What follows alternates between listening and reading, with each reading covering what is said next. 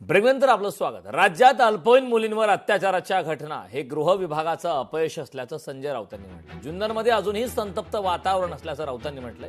मुख्यमंत्री उपमुख्यमंत्र्यांचं मौन का असा सवाल राऊतांनी केला। राऊतांना महिला अत्याचारावर बोलण्याचा अधिकार नाही असं नवनाथ बन यांनी पलटवार केला।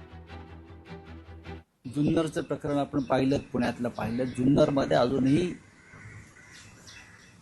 संतप्त वातावरण आहे, चीड आहे, लोक रस्त्यावर आहेत।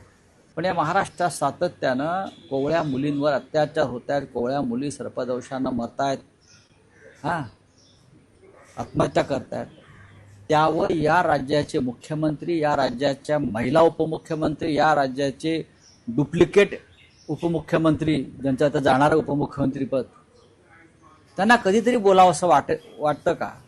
Failure home minister. Sanjay Raut, तुम्ही ज्या पद्धतीनं महिलांबद्दल शिवीगाळ केली, अपशब्द वापरले, जाहीरपणे नको नको ते शब्द वापरून महिलांना शिवीगाळ करणारे संजय राऊत तुम्ही आहात। त्यामुळे तुम्हाला महिला अत्याचाराबद्दल बोलण्याचा अधिकार नाही। तुम्हाला आठवत असेल, नसरापूरमध्ये असाच प्रकार घडला होता।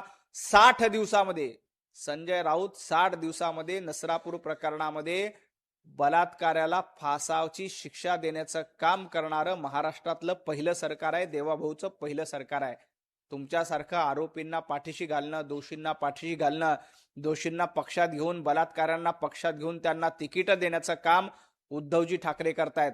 संजय राऊतांवर महिला अत्याचाराचे आरोप आहेत, शिवीगाळीचे आरोप आहेत, अशांना खासदार करणारे उद्धव ठाकरे आहेत। आमच्याकडे तसं होत नाही। लोकशाही मराठी ऐका, पहा, जागरूक रहा।